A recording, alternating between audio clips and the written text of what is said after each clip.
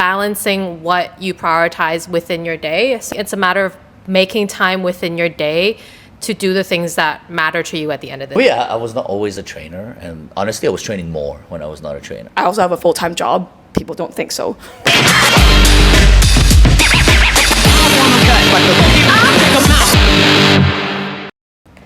Hi guys, welcome back to another episode of The Pack Mentality. All right, today we have Vicki with us. So for those of you who don't know Vicki, she is one of our more elite athletes, also my pro woman double partner. She does have a full-time job, for those of you who think she doesn't. At the same time, she also does a lot of race and trains a lot. So we're kind of here to, break that down a little bit. So Vicki, tell us a bit about how you balance between your full-time job and all your training and races. I do have a full-time job for everybody that thinks I seem to be fun employed. I think it's a lot of really good time management and balancing what you prioritize within your day. So I think Underdog does really well with offering 7 a.m. classes. I think that has really helped because then by the time I'm done, it's 8, I shower, I can get to work with time to spare to eat in the office and everything. So I think it's a matter of making time within your day to do the things that matter to you at the end of the day. So that's not to say, if work gets in the way, I won't get to train. So I used to go to the evening classes. 7 a.m. was kind of the only way to do it. And if that's the only way to do it, then so be it. And I know it's really hard to get to the 7 a.m. class sometimes. I know that means, at least for me, waking up at 6. But I think at the end of the day, discipline will get you to training rather than the motivation that you hope that you have every day. What gets you to the gym in the morning? What gets me to the gym? Yeah. I basically go to work and I'm in the gym. That's the beauty of it. Me, I thought it was interesting to have you. Most of the time we have trainers, and I think it's not necessarily easy for people to relate to us when it comes to training because we're in the gym all day. I think it still takes discipline, but I have much more opportunities to train. So anytime I have an off time during the day, I can just train because it's right there.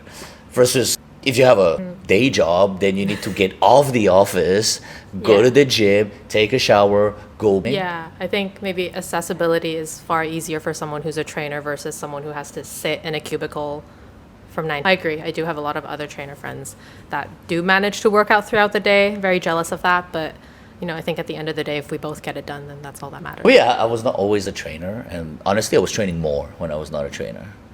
So maybe this is good for me.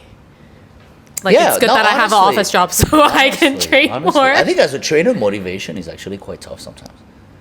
Because I think for a lot of people, you get off work, you kind of disconnect from work, and your me time is going to the gym. Yes. But for me, the gym is where I am all day, so I don't get this kind of break from work because it's still kind of work in a way, I think for people who have a full-time job, you have to rely on scheduling. Whereas when you're a trainer, you feel like you have all the time in the world, so you don't schedule it in. You kind of I can train whenever I want to because I'm already here. But that is what makes you lose motivation. You're if I don't train now, I can train an hour later. It's true to a point, but it's not necessarily true. Yeah. It's easier to discipline yourself when you do have a full-time job and schedule everything in. Obviously, given that you do schedule everything in. Yeah, I think it forces you to schedule everything in, and if Underdog, how the whole schedule is out every week, it lets me choose and pick exactly when I want to be here and when I can be here, and then once that's in place, work can kind of just fall into place as well. But what would you recommend to someone who's okay, I have a full-time job, but I think it's difficult for me to find time.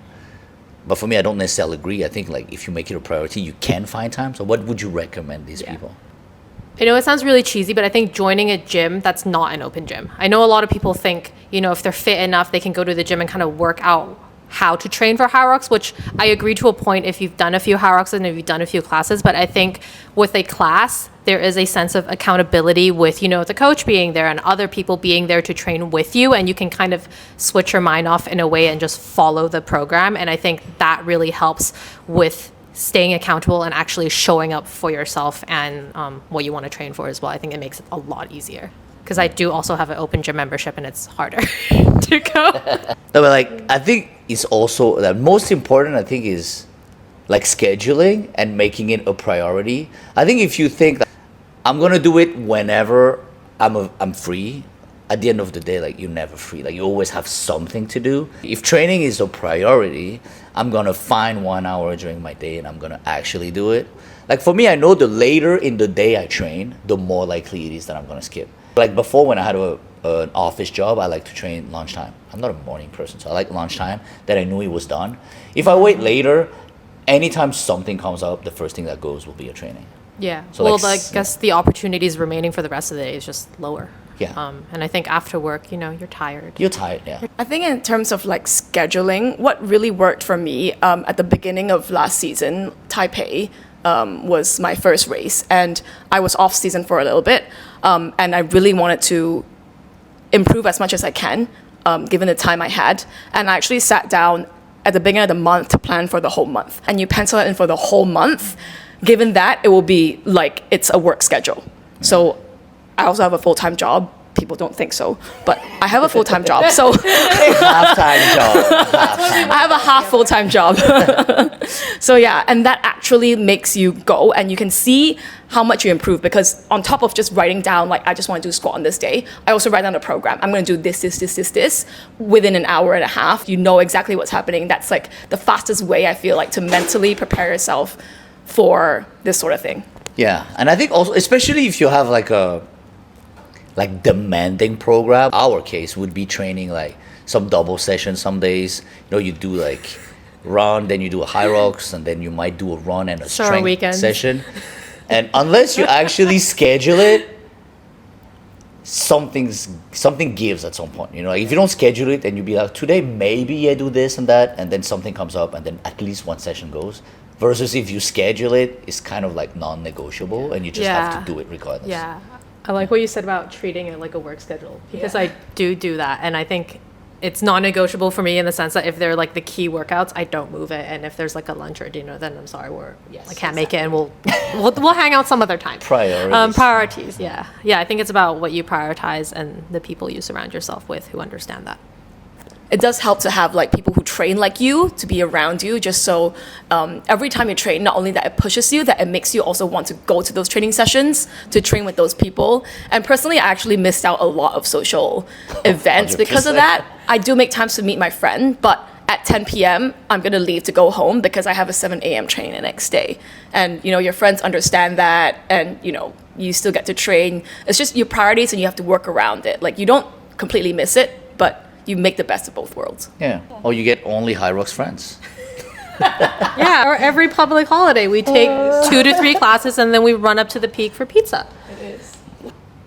How did you get into Hyrox, Vicki? I got into Hyrox because I've been running for a long time. I've been running for 15 years. So I think at some point I just got a little bored. No way. Yeah, once you hit 100K in a distance in one go, you kind of get sick of it. You can do a 200K. No, that's too far. It's way too far. 100 is already like 50 too far. So I think because I was because I was lifting anyway, because strength training is really important for running, I figured I would just combine the two. Why not? How hard could it be? It's quite hard. When Hyrox first came to Hong Kong, I didn't do like the first 2. I think I did the third one because it started in Hong Kong first, I think, for APAC or something. I joined it, but I was like sick the month before, so that one kind of sucked. But it was really fun, and I figured, so many things went wrong during that race. I didn't feel well. I don't know if I have a photo or not. If you zoom in on like my first photo, I was wearing like leggings because I usually run in leggings. Bad choice. It was too hot. And you could see like the outline of my inhaler in my leggings because I was sick the month before, and I was like, oh, you never know what will happen in a running race. Yeah, so I think that was my first one, and then I think, it was really fun. I got hooked, and was like, oh, this is kind of like running, but, a little more. So I kind of then got into that a lot more because I figured I feel like I've done what I really want to in running already, and like trail running and road running. So I figured I'd dive headfirst into Hyrox. I think ironic to say because then now I have a bunch of running races in November. And now you're doing every single Hyrox. Dude, a lot of the Asia ones. All of them. How many do you reckon that you remember that you've did? Or like, let's say, how many badges do you have at home? I don't remember. I don't have them up or anything. They're just in like a little baggie. 20? Maybe 20, I think. 20 cities and probably more races, right? I think 20, including relay. Yeah, I think I've done every category actually, except for the men's, I guess. Pro double. Yeah, I've not done men's pro double? but the men's pro double, yeah, those I've not done. Men's relay? Men's relay No? have not done either. No, not yet. I've watched a lot of men's relay though. but no, not done any of them. What? It's Gladiator 3 editions. I'll watch. I have eyes. Next question. So as I understand it, you're done for Hyrox for now, and you are in what we call off-season. So what are you going to focus on for the foreseeable future? So for the next 12 weeks, I'm doing a marathon training program. So I have a bunch of running races. In November, I have this Disney 10K for fun that we're both doing. You have to dress up. I think we're dressing up. I think I'll go as Gwen Stacy. I don't know what you're dressing up as. We'll figure it out. I have the Streetathon, and then I think the gym has the Pocari 10K, and then I have the Mount Fuji Marathon in early December, which will be for fun. But that one will be both for fun. That's why I'm doing the Streetathon. Yeah. So I'm doing a marathon for Light time. schedule. I'm doing a marathon for time so I can do another marathon for fun. Do you do this like purely for fun, or do you feel like it's going to be useful to you next season for I think it'll be Hyrox, useful for Hyrox for sure, because I think, as you all know, in Underdog, the norm is to do more than one race per city. And I think because so much of endurance running is compromise running, I think it's not the same. I mean, you're not sled pushing 150 then running a kilometer, but at the same time you're learning to run under a lot of fatigue. So I think it will definitely translate, or at least I hope so. Let you know in Shenzhen. Yeah. I hope it'll translate, but I think aerobic base wise it'll definitely help, because I think I've quite a big aerobic base already. So I think it'll be nice to add on to it and see how that will then translate in 2026. Okay. How about you, KK? What do you want to do for your off season? Trail running. Yeah, I was gonna sign up to a race in October. What's the rationale?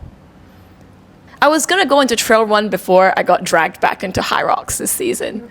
Track. I at least want to do one trail run race while I'm off for about 3 months, because our next one is gonna be Shenzhen. So yeah, maybe one trail run race, still keep training for Hyrox. And I feel like doing a trail run race, I would have to train for a lot of like uphill running, and also I will be outdoors and like compromise-ish running, and so the trail run will also translate into better performance. But I assume you still plan on like lifting weight, do some Absolutely. specific training. Absolutely. So right? I'll be training for Hyrox at the same time while I train for my trail run, because honestly for me a trail run I'm not really going for time. It's my first trail run, so I just kind of want to experience it and just do it for fun, because I do love hiking and I do love running, so it's just combine the two together and just hike faster, you know.